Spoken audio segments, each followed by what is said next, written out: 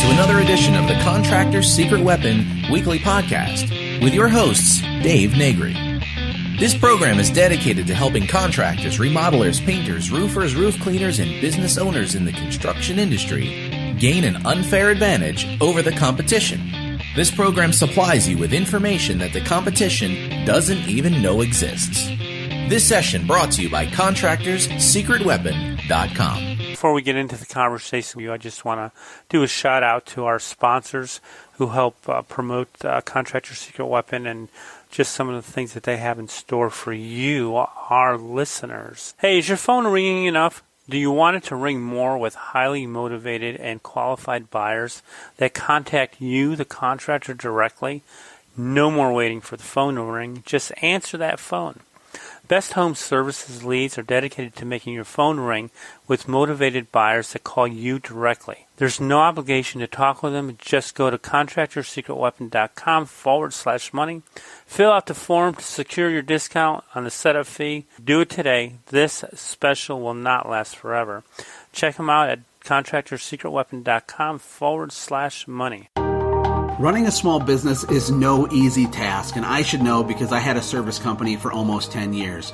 I am the founder of a software called Radius Bomb, and it's unbelievable. And for all the listeners of Contractor's Secret Weapon, we have a special offer for you to check out. If you want to send hyper-targeted, laser-focused, super personalized postcards to your exact prospects using a map while sitting in your underwear, then go to ContractorSecretWeapon.com/Radius Bomb, and we'll give you your first 100 postcards for free. Just go to ContractorSecretWeapon.com/Radius Bomb. So here we are on number 2 of the series, Target Marketing, No Shotguns Allowed.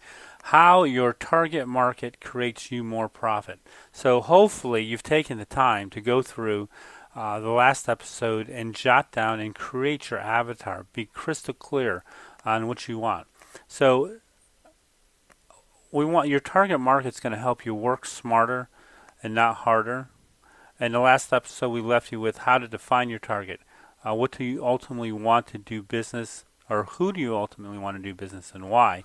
Like we said earlier, if you define your target, it will keep you from chasing the dollar. So you want to chase the customer, not the dollar, and yet you have the potential customer chase you. Ultimately, that's what we want, is the customer to chase you with the proper marketing. So how does the target you pick, how does your target make you more profitable? And of course, depending on your business size will depend on the area or areas you choose to service.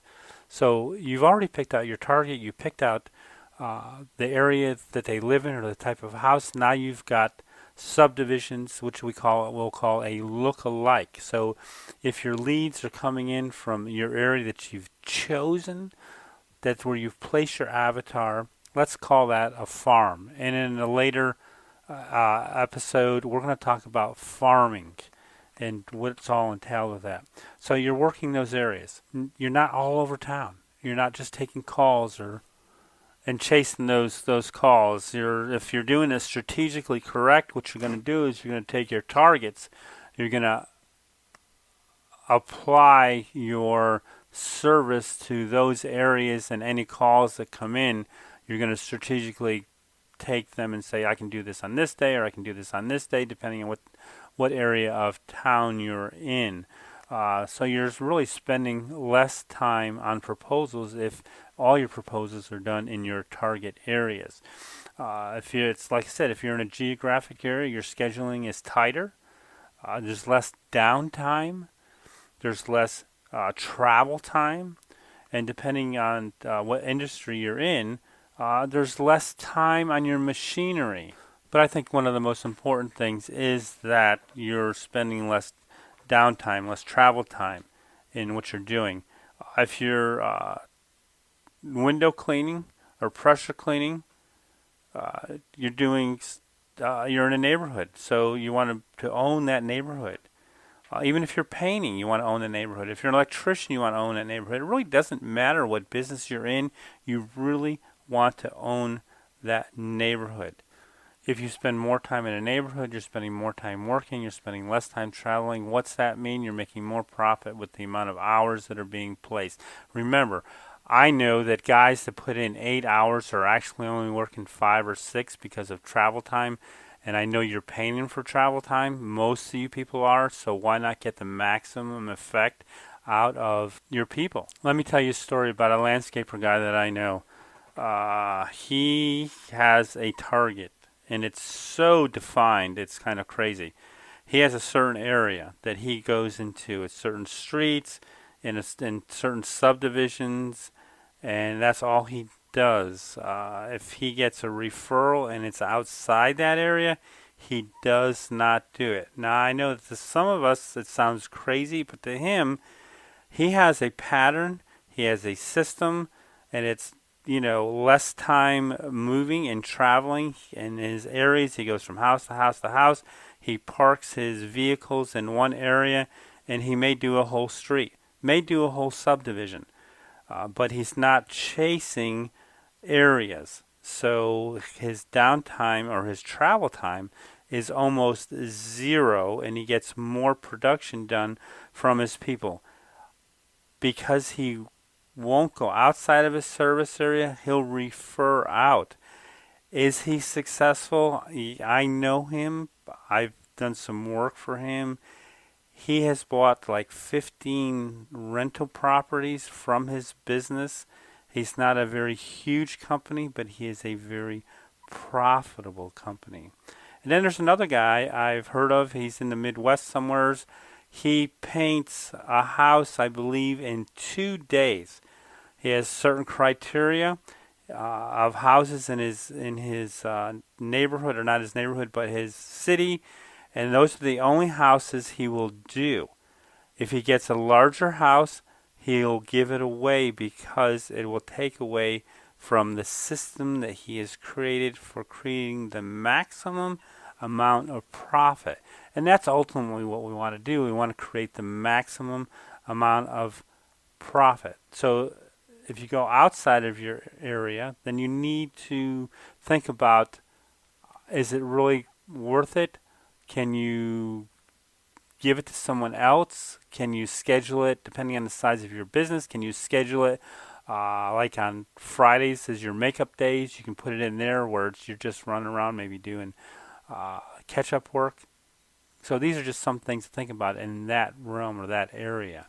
So again, the tighter you schedule things, the better off, less downtime you have, the more profit you can make. And, I'm all for sharing the profit with my people.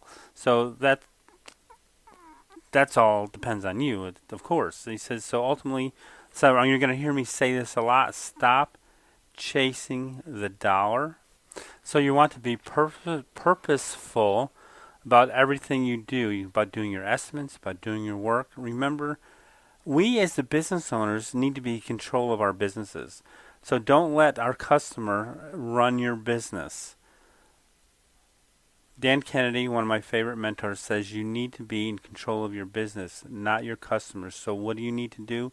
You need to train your customers on how they're going to do business with you. And can it be done? Yes. Using him as an example, it's just amazing. He doesn't have a cell phone. Everything he does is still by fax. He doesn't do email. And he is one of the highest paid copywriters in the United States. So he trains his customers on how to communicate with him. And that's what we need to do, is not be that drastic, but we still need to train our customers on how to do business with us. Remember, being in business, we are problem solvers. We solve problems. There's no wrong customer to go after. So, if your target, like we talked about earlier, I've defined my target in the residential realm. There's a lot of you guys that have commercial. You need to identify your target in the commercial realm. I know a painter who only does commercial buildings, but they're certain types of buildings. He has his crews trained. He knows exactly how long it's going to take, what's it going to take for the prep, how many hours. So he stays within that realm of the size and the certain stories of that he's willing to do, and anything outside that he doesn't do. He stays very busy and he is very profitable because he has purposefully designed his business and his target. I have a friend who's a contractor, but yet he's a subcontractor. He installs windows. This is the perfect niche for him. His target is construction companies who are rehabbing or remodeling apartment complexes and condominium units. He does a few $1,000,000 a year as a subcontractor and is very profitable because, again, he's defined his target, his avatar, his niche, and that's what he focuses on, and it keeps his mind focused, keeps him profitable. He knows what he can do, what he can't do, what he should do, what he shouldn't do. And these are the examples that we really need to go after. Is basically we need to be focused. So being focused on your target will help you tremendously out of the gate and tremendously on defining your business. So let me ask you this. This is kind of a fun question. If a customer calls you and you let the phone go to voicemail, what do you think about that customer? Do you need to keep them, or do you need to figure out a way to get rid of them?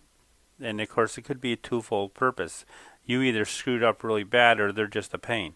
And when a customer calls and you answer the phone immediately with a smile, guess what? You need more customers like this, because they're the ones that are going to be ecstatic about your business, going to be ecstatic about your service, and guess what? They're going to tell other people about it. So these are the types of customers that you want. So this is an A customer, the one that you get excited about, the one you call and they're happy, you're happy to return their call. That's an A and a B customer. The other one that you let to go to voicemail, that's a D and a C customer. And ultimately, you want to purge yourself of the D and C customers because they are whiners, complainers, and they always try to beat you up on price. So how do you do that effectively and nicely? You don't just, when they call, say, I don't want to do business with you. When they do call, say, listen, here's what we've done. We've had to go up on our prices because of this, this, and this. I'd be happy to give you a price. And you're going to raise your prices by at least 25 to 40%. And give them the option to not do business with you. At least if they do business with you, then it might be worth some of the aggravation. But if they choose not to do business with you, well, that's good, because now you've got a place for a new happy A customer to fill their slot. Now, the nice thing about your D and C customers, as the attrition fall off because of your high prices, guess what? They're going to tell their friends. The ones that used to refer to you that would whine and gripe and complain about the price and try to beat you up, they're going to let them know, gee, I used to do business with Dave, but he went up on his prices. I just don't use him anymore. Guess what? They're doing you a big favor. Yes, you want to make it painful for them to do business with you, not painful for you to do business with them. So as we continue to grow, you will always, these are some of the key things we just went over. You're going to save time by not chasing leads, because you're going to be in your target market, you'll be in your target area, and later we'll talk about your farm, how you can have more than one area, but be choosing it specifically. So, and of course, that all depends on the size of your business. How much business do you do? How many crews do you have? Where do you want to place them specifically? Some guys travel from city to city to city. Personally, this is just me, I don't like to work 5 miles more farther out than my shop. Now, there's maybe 50,000 homes in that 5 miles. So why would I go further? Now, on occasion, I have gone, further, but has to be within a certain amount of dollars for the day that I'll even consider it, and it's a one-day shot only. So a lot of things get taken into consideration, but it's still my target customer, maybe not be my target area. So there are some concessions that you will make. You'll start owning a neighborhood. To be more specific, you're going to push for the referrals, or a lot of times what I'll do is I've got a great one of our sponsors, Radius Bomb. Go to the website and you can check it out more. But you can actually do your customer's house and do a 5 around, 10 around, 15 around mailing to those customers and say, those potential customers in that neighborhood, and say, hey, we just did Bob's house, your neighbor, this is what we did. And or you can do a pre-mailing. We're going to be in your area. We're doing Bob's house, whatever the case may be. But this is a tool. Go check it out, and to help your business grow and stay prevalent in your target. There's so much you can do with it. So you continue to market in the neighborhoods of your customers in your area. So stop. This will help you to stop chasing the dollar.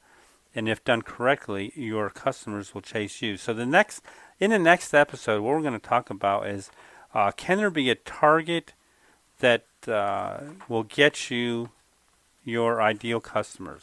So basically what that is are there people that will help you get closer to your target by using them at an effective rate to put you in areas? And of course, this will cut down your marketing, maybe and maybe not. So again, this has been great. I hope this has helped you out. I want you to work smarter, not harder. That's why we've designed these episodes. Create a lifestyle around your business, and that means you control the business, not the other way around. So till next episode, be profitable. Again, I want to thank you for joining us and investing your time with us today. I hope you enjoyed this week's episode, and if you did, go to iTunes, give us a shout out. You can also go to our website, www.contractorssecretweapon.com, and check out today's episode and leave us a comment in the bottom of the page. And if you haven't gotten your 15 secret weapon strategies to getting higher-end customers, get it while you're at the website. Also, I want to thank again our sponsors for keeping this podcast alive, for your profit-making pleasure. And so go be profitable this week. Work smarter, not harder, and learn how to leverage your time and your knowledge so that you can be more profitable. Again, see you next week.